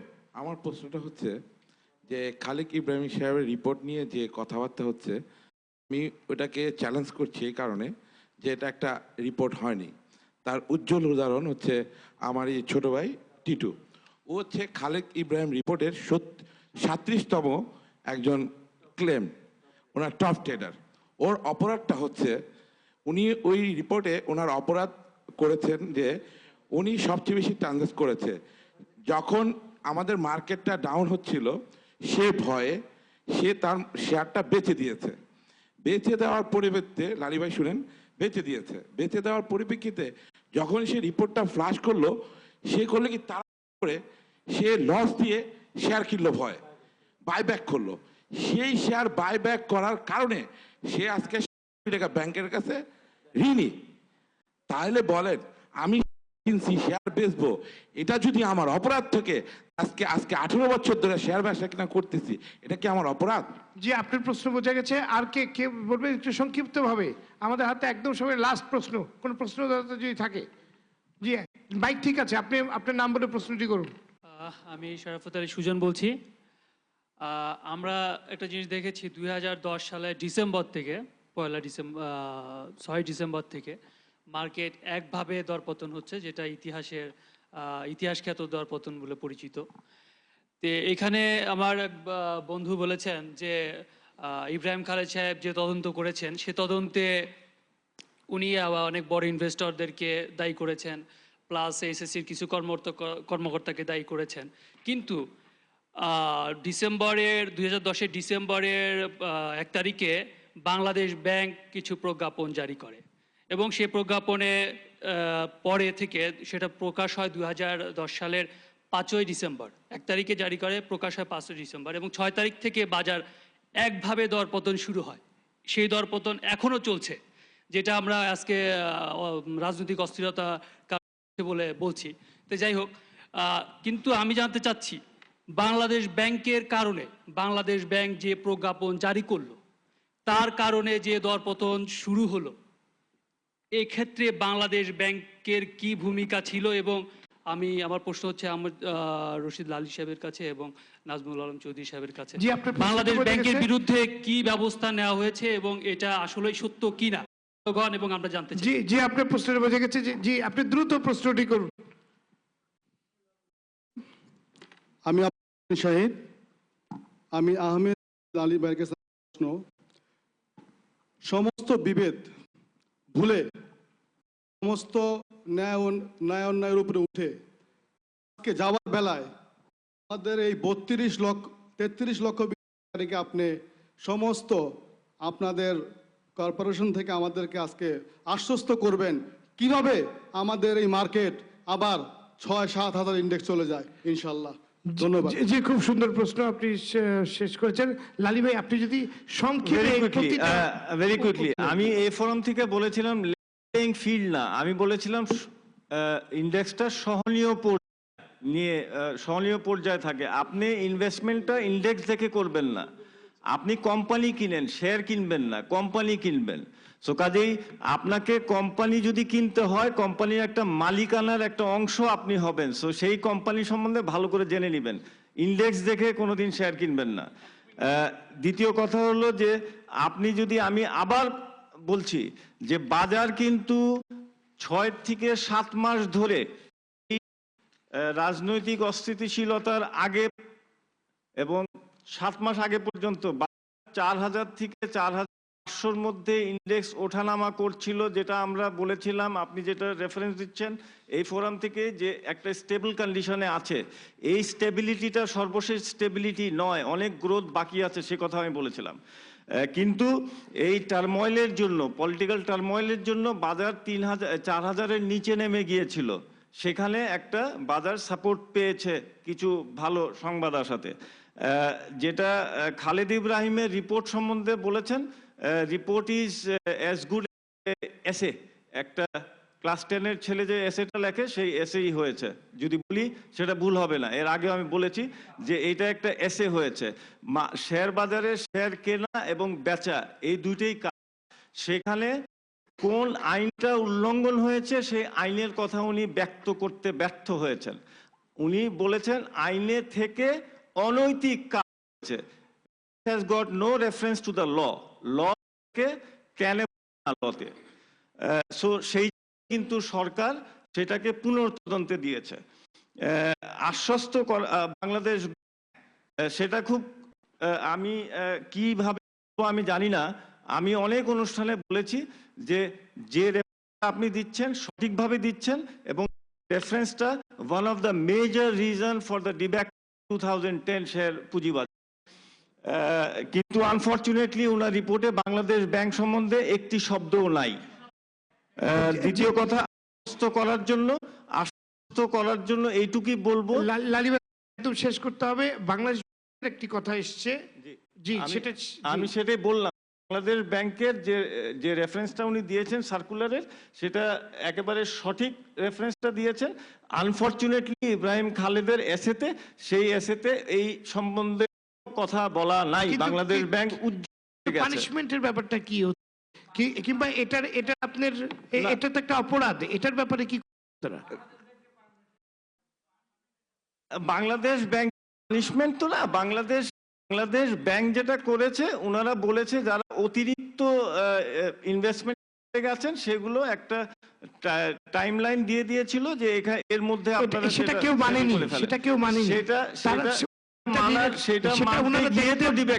ওনারা সেটা দেখতে কিন্তু হয়েছে।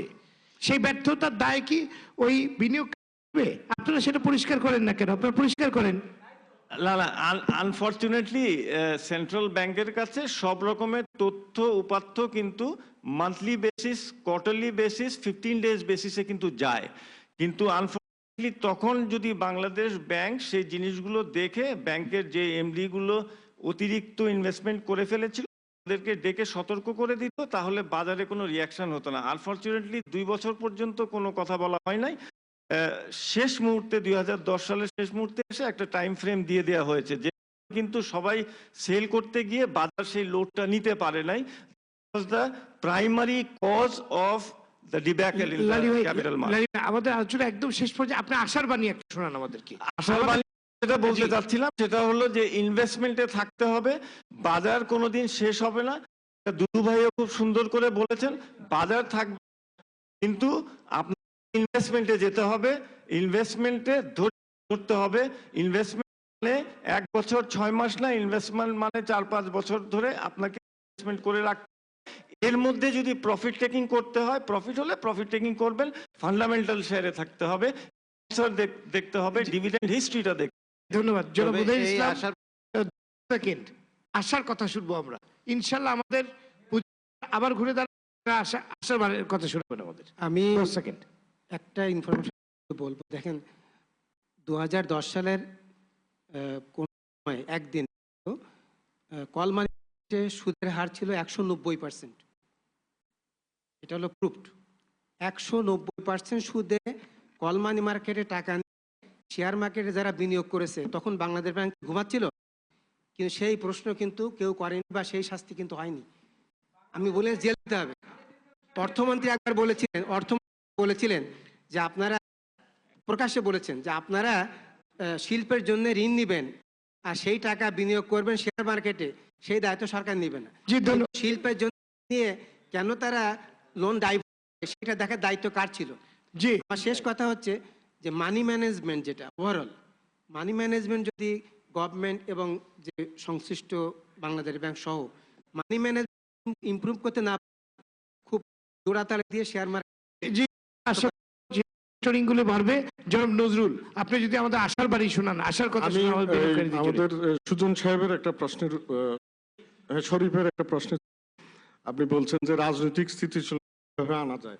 আমাদের আমি বলছি যে রাজনৈতিক স্থিতিশীলতা আনার দায় যে একেবারে পুরো সরকারের বহন করতে হবে ব্যাপারটা তা না। এখানে যারা রাজনীতির সাথে যেই রাজনৈতিক চর্চা আমরা করি সবাই এই ব্যাপারে একটু সহনশীল হইতে হবে। কিছু কিছু কমন ইস্যু আছে যে ইস্যুগুলিতে আমাদের ধন্যবাদ। ওই জায়গাগুলিতে আমাদের এখনো ঘাটতি রয়ে গেছে, যে জায়গাগুলি আমাদের রিপেয়ার করা। যদি 10 সেকেন্ডে বলেন। 10 সেকেন্ডে আমি শেষ করি। আমি করব না কি উনি করবেন? জি দুদু ভাই একটু আগে একটা জিনিস বলছেন যে এখানে আমাদের রাজনৈতিক কারণ যতই হোক এখানে আস্থাটাকে ফিরিয়ে আনতে হবে। এটা আমরা গত অনেক দিন ধরে বলতেছি, বাট এই আস্থাটাকে ফিরিয়ে আনার ব্যাপারে আজকে দাবি দুইজন রাজনীতিবিদ আছেন, দুইজনের কাছেই আমরা আমাদের জনমনে যে একটা ভীতি আছে এবং আপনাদের দুই পক্ষেরই একটা অনড় মনোভাব আছে, এটার থেকে আপনারা কিন্তু একটু সরে আসতে হবে। যে একে অপরকে দায়ী না করে, একে অপরের দিকে না দেখে আপনারা যে আমি নিজে ভালো হতে অসুবিধা কি, ভালো চিন্তা করতে অসুবিধা কি, সরকারের পক্ষ থেকে খুব ভালো চিন্তা করুক, অপোজিশনের পক্ষ থেকে করুক, আপনারা এখানে একটু সুস্থ সাবলীল চিন্তা করেন, আস্থাটাকে আনতে হেল্প করেন, এটা আপনাদের কাছে আমাদের একটা কামনা।